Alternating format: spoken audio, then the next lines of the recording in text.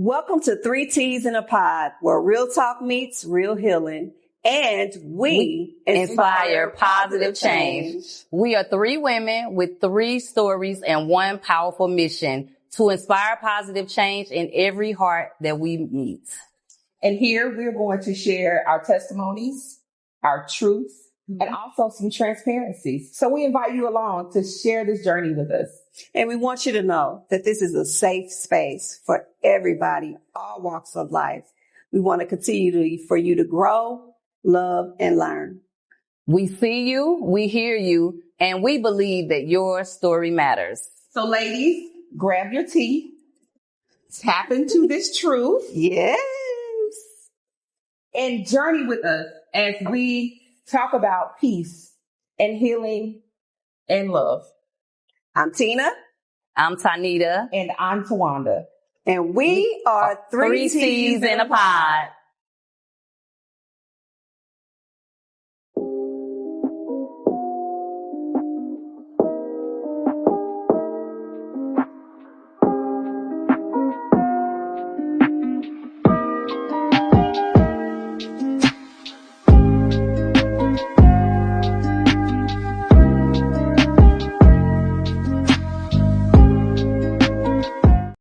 Welcome back to 3Ts in a Pod.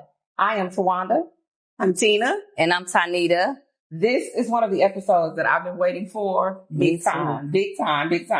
We're going to be talking about menopause. And just before we get started, as you can see, my lovely co-hosts, they are engaging in the charcuterie concierge spread that was provided for today. Thank you, Tina, for the amazing idea. Yes. Honey, first of all, let me say, before we get into this topic, you're going to need some food. Get you some You need snacks. some comfort before we get into what's going to go down today. Right. But this is one amazing chick. Yes, so dope. She amazing too. Tonina's amazing too. But this lady here, this is just one of her many businesses. And I had to, but this is how we do it. That's right. That is we right. fellowship. This is not scripted.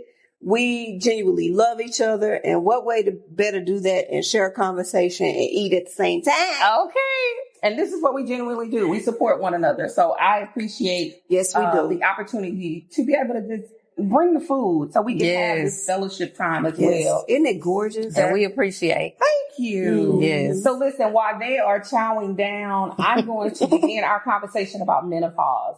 So again, this is a topic that when our mothers and grandmothers were going through menopause, we didn't see a lot of what we're seeing now. I'm 48. I'm 52. And I'm 51. So we are going through. Menopause is taking us down and through there. I will let each of the ladies tell their own story. But what I'm experiencing and what I see is that a lot of my friends in my age group, they're experiencing symptoms sooner and sooner. You know, it's younger and younger. Drop the olive. And go ahead. That's okay. Drop the olive. No, I caught it. I caught it. Go ahead. But the symptoms for menopause, and we're going to talk about what some of those symptoms look like, but I think it's affecting us more and more and younger in our lives. I don't remember, all I remember my mom talking about is hot flashes. Mm-hmm. Hot flashes and night sweats. That's all you hear. That's really the two main ones I always heard that about. You hear. Right. You don't hear about all the other ones. Right. I feel like my body is falling apart after 45. It's like every day I wake up and something else is broken. I feel like a maintenance ticket or something. It's just like every day something needs to be repaired. But we're going to dive into what some of the symptoms. Well, I can share so for me, I'm not full blown I don't have full blown menopause, Bless right? your heart. Okay. Not really. I have peri. And that's the premenopause part where you start to get the symptoms, but you're not there yet. So your cycle still comes back. So that's got to be annoying. Ooh, very. When I Give say me the symptoms. Okay, take the cycle away. I count the days of when I can stop having a cycle, okay? Yes. But for me, with the peri part, it's still everything that you would get that comes with the cycle. The emotion, the bloating, the pain, the cramps, the everything. That's way too much. And then on top of that, I'm getting the night sweats, the flashes, and I'm so emotional. I will cry at the drop of a dime. So it's taking me through, and on a, I'm joking about it, but on a serious note, I do have to balance myself when I feel my emotions aren't, acting really weird or feeling really funny. I do have to do that check your energy thing, and I do have to dial it back and tell myself, okay, you know what you're going through, right? So, if whatever somebody said, or my kids always say, Mama, you so sensitive. And, maybe I am, but one thing I know too, embrace it, ladies, and embrace this phase and be comfortable. Don't be ashamed. I'm not ashamed. And if I'm sensitive, I'm sorry. Absolutely. Okay. So for me, I went to the doctor because I started noticing the hot flashes and the night sweats. And the night sweats were so aggravating and irritating for me because, one, it interrupted my sleep, which made me crabby the next day. And I was always this person that liked to sleep and cuddle with my husband. When his body heat started getting to the point where I was like, please move, I knew that something was wrong. And so when I made an appointment, I had him to come with me because I wanted him to hear what the doctor was saying, and so that he knew that this was a real thing. And so I always vowed that I would not be the girl with the fan because I have a best friend. I could say this. My best friend, she carried that fan faithfully with her, and for like a past year. Like that fan is attached to her like an accessory. And I see ladies y'all see the ladies with the, they put the glitter and the bling. Yeah. Like they done made it an accessory. It's a necessity. You must have it everywhere you go. I have one in my purse right now. Tanita decided I was not going to be the girl with the fan. I was going to do research and I was going to find a natural way, to not have that fan attached to me. And I can share with you all that, I did find 3 things that work for me. Magnesium spray under the feet when you get out of your shower or your bath, moringa, which is also a natural supplement, and maca root. Those 3 things have been a game changer for me. I sleep well. I'm not irritable. I don't feel like I'm going to kill my husband.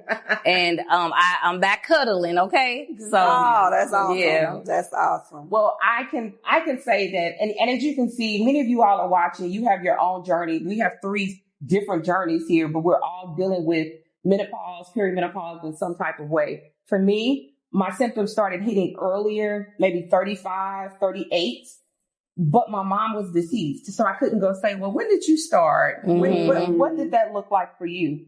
So for me, I had to have an OB/GYN that I trusted, who I could talk to and give my symptoms to. And we walked this line for about a couple of years. The cycles became heavier. The pain became unbearable. And then I started to get more educated about the, cysts and things like that on your ovaries and the fibroids and things that come along with all of this. So knowing what your symptoms are, being able to let your doctor know what's going on with your body, and having a doctor that you can trust, I think is huge. So important. Yeah. So we walked that journey together, and after a few years, I just decided to wave the white flag, and I said, I'm out of here. I want peace. And so we went the route of what was deemed to be medically necessary, which was a hysterectomy. Okay. And so that alleviated a lot of the symptoms that I was having. Now, the catch to that is about 6 weeks after my hysterectomy, the hot flashes hit like crazy. Oh, wow. And then I started having hip pain out of nowhere. Yes. So that's when I started seeing a lot more of the symptoms, but it didn't last long. So again, back to education and being able to communicate with my doctor what those symptoms look like. And we did try some natural things as well, some over-the-counter things. And I can honestly say that I'm not having nearly any of the symptoms that I was having before. I am sleeping better.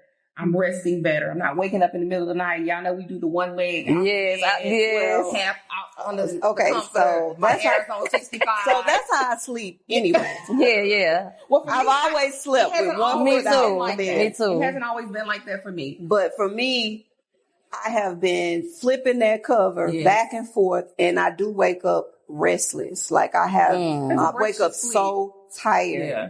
But I've taken those too. And Tonina, I'm getting all three of those I'm things telling you you. mentioned. And thank you. One thing about what we're trying to do too is share our information. Information is truly wealth. It is. We're not charging. Just come be a part. Listen, we're here for you to encourage you, to give you our experiences and give you suggestions on what you may try. We're not physicians or anything like that, but we're definitely trying to make this life a little easier, right? Yes. And open the door for engaging conversation. So a lot of times when we're going through things, we like to, especially as strong Black women, Right. we don't hide it. We don't want to tell anybody what we're going through. We are embarrassed. I don't want you to know. Listen, this is a safe place, as we always say. It got so bad.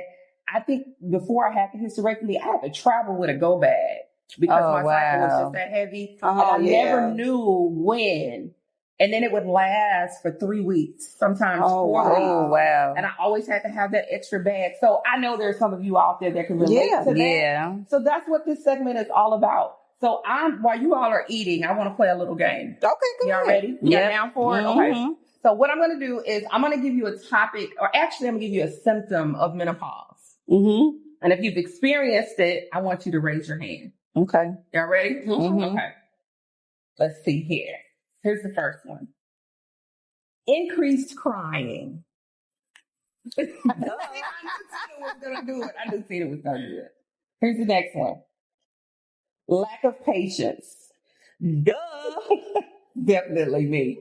I don't have time for it. And I just want to stop right there. No, we can talk. We can engage on the symptoms. Please do. Because what I want people to understand too, because I know I've been told that even when I was little, like your face, you look mean or something like that. And I'm really not. Really, I'm shy. And to love me is to know me. And to know me is to love me. And so with that, you can have all those issues, and see, I'm having one because I forgot where I was going. But you mentioned that one. She ain't got to it yet. That's a symptom too. What point was I trying to make? You were talking about lack of patience. Oh, that's it. See? I'm not ashamed. I ain't scared of nothing. No, okay. This is real life. This is real life. But yeah, lack of patience. So, but what I'm learning is I have been short tempered and I'm not a bad person. What it is I can't take no negativity. Yeah, you ain't got time for it. This one I can definitely relate to, because with the lack of patience, again, I'm at a point where I'm full of joy and I'm going to laugh at you. So you probably don't want, there's a lot you probably don't want to say because it's funny to me. But also I'm at a point, and I thought it was age and wisdom, but I have a low tolerance. So I don't even let you bring that across the threshold. Me either. I don't have any space. And people be like, you just cutting this off. No, I'm protecting myself. I'm protecting that because peace. You want me to snap or be in love. Right. That's what you want. Right. Exactly. All right, here's our next one. Fatigue. For sure. What? Definitely. Listen, I am the queen of naps. I will take a nap in the car. I will, wherever I am. I have a doctorate. Listen, napping. I figured that the older I get, the better I am at napping. And my after church nap on Sunday is fire. That's the fire one right there. Studied. It really should be studied, for real. But the fatigue is real. This is a part of, for a lot of women, if you're hemorrhaging a lot and you're very tired, definitely. Yes. And again, we're not physicians.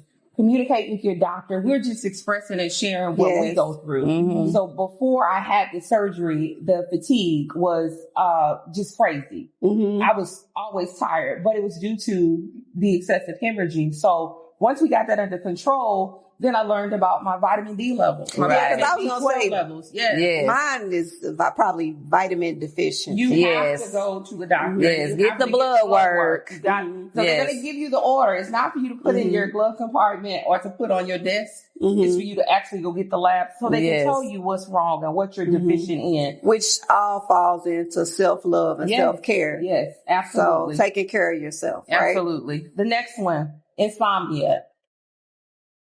Let me put my feet in my hands and you never know.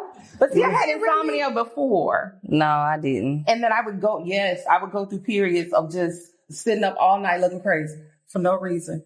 All night. That's because I have a doctorate in sleep. Yeah, well, see, I've gotten that as I've gotten through the process, but this was huge for me. I'm more of the power nap queen. Like I take a power nap, 45 minutes to an hour, anything over that, and then I'm ready for the day. Yeah. Insomnia was me. Weight gain. Yeah. And this is something that they don't talk about. A lot of times we don't talk about this. So I mentioned the hysterectomy, but what you want to also talk to your doctor about is that after hysterectomy weight gain, that's a real thing. You know, after the surgery, we gain a lot of weight in this midsection and it's very difficult to lose. So you can do all of the gym, all of the walking. I hit the track, but this is something that is really hard to lose. And then you have to think about the hormonal imbalance and how the hormones plays into, we want to snack all the time. We want to eat all the time. So this is real. And don't be ashamed of this. Talk about that with your physicians as well. For sure. Right. You know, I think society just puts, especially on the weight gain, it's like, you know, people, their self-esteem is pretty low and things of that nature. But these are all things to uplift you, help you, get you to the physician, get you on the right track of knowing where you need to go. Right. Right. But when you think about all of the amazing things that the Black woman's body was created to do, weight gain just fall. It just goes with it. That's right. So baby I'm a little weight. thicky. Yes, baby weight. Look, we eat healthy today. See? And then, but also it's decisions too. Like you can't go to Popeyes and be every like, day. you know, why am I gaining weight? Slow. This the menopause. 4 pieces of chicken. Okay. Fried. With that extra biscuit. Every day. Can't do it every day. Next real. one. Now this was a shocker for me. What is Shoulder it? pain. So I had joint pain, but mine was the hip, the right hip. I think we have joint pain in here as well. But for me, I didn't realize shoulder pain, or the frozen shoulder is what it's technically called. This was actually like one of the biggest things that women complain about. I went to my OB and I'm like, look, I thought I was having a heart attack. I was like, and she starts laughing. I'm like, what are you laughing at? She's like, girl, that's frozen shoulder. You know, I really never heard of that. I am a side sleeper. Me too. So that's what is that what it is? So when I lay on my side, I wake up in the middle of the night. And it's like numb, hurting. Yes. Well, I just thought that was just my body weight. Laying on that my side. shoulder. That's about the frozen shoulder. I have officially now, I have stock in BioFreeze and Aspirin. Oh, wow. Yes, because of the shoulder pain issue. So that's one that the more I have this conversation with other women, I'm finding out that that's a very common symptom. Oh, honey. Memory loss. Baby. Yes.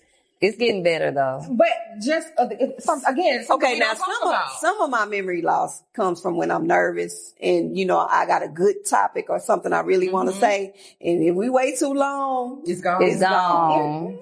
But I don't know what that is. It made the egg. It is. This is something that we don't talk about a lot. Yes. Or we think it's something else. You know, we always talk about walking into the room and forgetting what we're looking for. If I don't write it down at this phase in my life, I'm writing everything. Come into fruition. My best friend, her mother, she always jokes about it.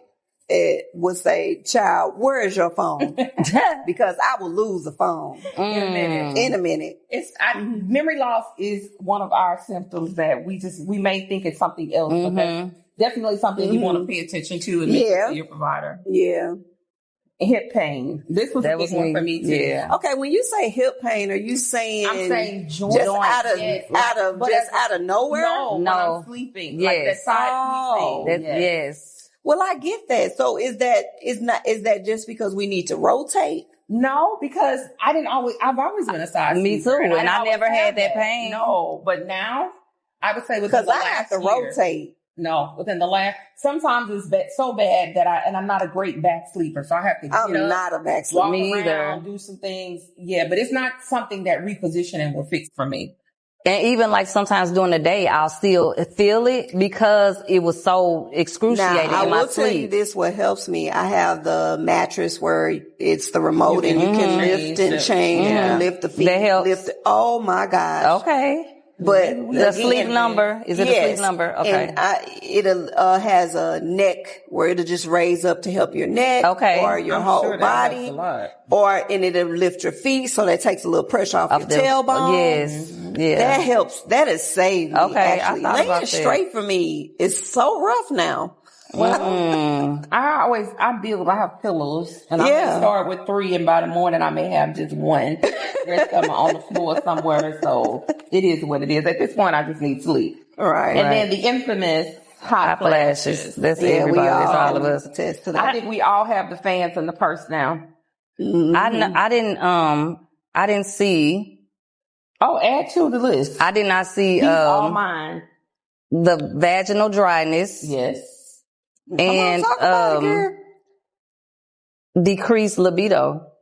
So the sex drive for a lot of women is not what it used to be because of the hormones But some people say that, maybe it'd be the opposite. But for me, I've heard that too. it decreased. that it goes the opposite.